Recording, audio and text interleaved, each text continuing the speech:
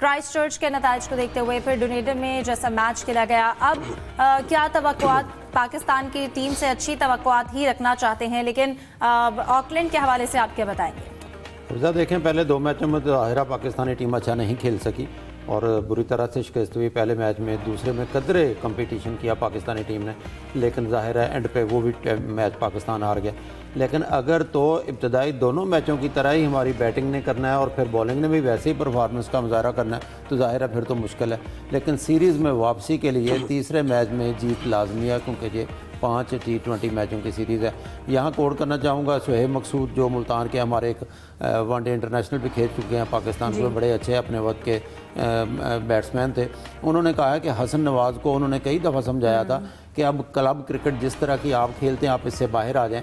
वही शार्ट्स खेलते हैं, क्योंकि 1000-2000 रुपए के लिए एक इंटरव्यू में उन्होंने कहना था कि आप चीचा वतनी या मियाँ चन्नू में नहीं खेल रहे कि आते ही आप गेंद उठा देंगे टेल एंडर्स की तरह और फिर विकेट गवा कर वापस आ जाएंगे। ये हसन नवाज़ की तो एग्जाम्पल है। नए खिलाड़ियों पर यकीनी तौर पर प्रेशर होगा, क्योंकि वो न्यूजीलैंड की पिचेज़ हैं, कंडीशंस मुख्तलिफ हैं, यहाँ की क्लब क्रिकेट मुख्तलिफ है, लेकिन वहाँ पर संभल कर खेलना होगा इनको। इनका जो गाइड हैं साथ इनके बैटिंग कोच भी हैं, आकिब जावेद भी मौजूद है, उनको भी बताना होगा कि मॉडर्न डे क्रिकेट का ये मतलब नहीं है कि हर शॉट आप जो है उसका छक्का लगाना है या चौका लगाना है, उसको कहीं ना कहीं आपने रोकना भी है। तो अगर तो पाकिस्तानी टीम ऐसे ही करती है, क्योंकि हर मैच के बाद ज़ाहिर कप्तान ने तो यही कहना होता है हम अपनी गलतियों से सीखेंगे।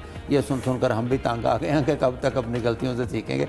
गलतियों से सीखेंगे तो ऑकलैंड में एक अच्छी फाइट भी कर सकती है पाकिस्तान। बिल्कुल, और ये जो आपने जुमला इस्तेमाल किया, ये एक तरह से कहा जा रहा है कि चैंपियंस ट्रॉफी का भी बाकी मैचेस के साथ साथ ये जुमला भी बहुत हिट है। पाकिस्तानी टीम सीख रही है, ये सीखने वाला जो मरहला है कब तक चलेगा? सलीम साहब, हमने पहले भी बात की कि जो यंगस्टर्स हैं आपने उन्हें एक बड़ी टीम के खिलाफ जब शामिल किया तो उन पर प्रेशर भी आ जाता है, और इसके साथ साथ ये भी प्रेशर होता है कि परफॉर्म करना है तो ही टीम में जगह रहेगी, वरना अगले मैचेस के लिए, अगली सीरीज के लिए आपको बिठा दिया जाएगा। बिल्कुल, ये तो होता है। और अभी ये काम है टीम मैनेजमेंट का कि यंगस्टर्स को कहें कि जी ठीक है, हार तो रही है, 2 मैच हार गए, हो सकता है बाकी मैच भी हार जाए, तो इन यंगस्टर्स को कम से कम बता देना चाहिए कि आप ये 5 मैच खेलेंगे, ताकि उनको आइडिया हो। क्योंकि देखिए, इसमें उनका कसूर नहीं है इतना। ये लोग बेचारे सारी जिंदगी क्रिकेट खेल रहे हैं, कराची, लाहौर, फैसलाबाद, मुल्तान, इधर उधर। एकदम से हम इनको न्यूजीलैंड ले गए और इनसे तवक्को कर रहे हैं कि ये बहुत जबरदस्त परफॉर्म करेंगे, तो इनके साथ भी नाइंसाफी। अब वो गए हैं, इसका तरीका पता है क्या है? तरीका ये होता कि या तो आप इनको होम ग्राउंड पर मौका देते, या फिर 8 ओवर्स इतने ज्यादा फ्रीक्वेंटली रखें। टीम न्यूजीलैंड भी जा रही है और साउथ अफ्रीका भी जा रही है, टीम ऑस्ट्रेलिया भी जा रही है, ताकि इनको आइडिया हो कुछ। अभी एकदम इस तरह से इनसे करना जो उतना नहीं होगा। बिल्कुल, यूसुफ आप कहिएगा, जैसे कि जाहिद साहब ने भी एक पॉइंट रेस किया, हम उसको ऑलरेडी भी डिस्कस करते रहे हैं कि मॉडर्न डे क्रिकेट जो है वो हमारे प्लेयर्स को समझाना शायद ज़रूरी है, या उन्हें उस तरह से बताया नहीं जा रहा। लेकिन ये एक आपकी अपनी भी अंडरस्टैंडिंग होती है कि विकेट को बचाना भी होता है और फिर उसके बाद बहुत ज़्यादा डॉट बॉल्स भी नहीं खेलनी, एक प्रॉपर स्ट्रैटेजी होती है। तो आपको क्या लगता है इस हवाले से ट्रेनिंग में हमारी बहुत सी कमियां हैं, उनको कैसे पूरा किया जा सकता है? देखिए, कमियां कोताहियां तो पूरी करने की कोशिश की गई है कि पाकिस्तान की टीम अच्छा परफॉर्म वहाँ पर करे, और ख़ासतौर पर यहाँ पर कैंप भी लगा था जिसमें उन्होंने कोशिश की थी कि अपनी जो उसको खामियाँ, उसको स्ट्राइक रेट को बेहतर किया जाए। हमारी बात भी जितने क्रिकेटर्स थे उनका यही कहना था कि पाकिस्तान को एक नई स्टाइल के साथ खेलने की ज़रूरत है, फीयरलेस क्रिकेट खेलने की ज़रूरत है।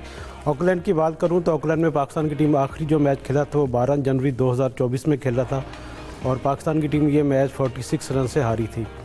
इसकी जो विकेट थी उसके पर टॉस जीतकर पाकिस्तान के कप्तान थे उस वक्त शहीन शाह अफरीदी, जिन्होंने पहले फील्डिंग करने का फैसला किया था, और न्यूजीलैंड की टीम ने 226 रन किए थे, जिसमें डैरल मिचेल ने 61 रन की इनिंग्स खेली थी। उसके बाद शहीन शाह अफरीदी ने 3 खिलाड़ियों को आउट किया था, आर सरूफ ने भी 2 विकेटें हासिल की थी। आमिर जमाल, उसामा मीर उस वक्त स्क्वाड का हिस्सा थे, वो ज़्यादा मुतासिरकुन परफॉर्मेंस नहीं दे पाए थे। जवाब में पाकिस्तान की टीम 18 ओवर में पूरी आउट हो गई थी। इससे आप अंदाज़ा लगा सकते हैं वहाँ की जो कंडीशन है कितनी पाकिस्तान टीम के लिए हमेशा ख़तरनाक रही हैं, और सिर्फ बाबर आजम थे जिन्होंने 57 रन की इनिंग्स खेली, इसके अलावा कोई भी जो पाकिस्तानी क्रिकेटर था वो अच्छा परफॉर्म नहीं कर सका। अब इस किस्म की कंडीशन में इन पिचों पर ये नौजवान खिलाड़ियों का खेलना मेरे ख्याल में उनके मुस्तकबिल साथ खेलने के भी एक कोशिश की जा रही है। 5-5, 6-6 मैचेस के बाद आपने एकदम से उनको स्क्वाड का हिस्सा बना लिया। ऐसा कहीं भी नहीं होता कि इनकी एक स्ट्राइक रेट देखा जाए तो भी इतना ज़्यादा मुतासरकुन नहीं है। हमारे यहाँ चूँकि जो सेलेक्टर हैं वो लैपटॉप पर अब टीमों की तश्कील देने के लिए वो कोशिश करते हैं, और जो उसको जो मैचेस होते हैं उसके मुताबिक उनका जो वहाँ पर ग्राउंड की जो रियलिटी वो वहाँ पर नहीं देखी जाती। यही वजह कि हमारे यंगस्टर का नाम बना था जी, ये अच्छा परफॉर्म कर रहे हैं, डोमेस्टिक में चंद मैचेस में इन्होंने परफॉर्म किया तो उनको स्टेट वे आपने T20 स्क्वाड का हिस्सा बना दिया। तो आप ऐड देखकर करें, आप उनके रिकॉर्ड्स बहुत अच्छे देख रहे हैं, आपको लग रहा है आप उन्हें ऐड कर रहे हैं, लेकिन जब आपने उनको टीम में शामिल कर लिया है तो फिर ये भी ज़रूरी है कि उनके अंदर से ये डर निकाल दें कि अगर वो 1, 2, 3 मैचेस में परफॉर्म नहीं भी कर रहे तो फिर भी उनको कुछ देर टीम में रखा जाएगा।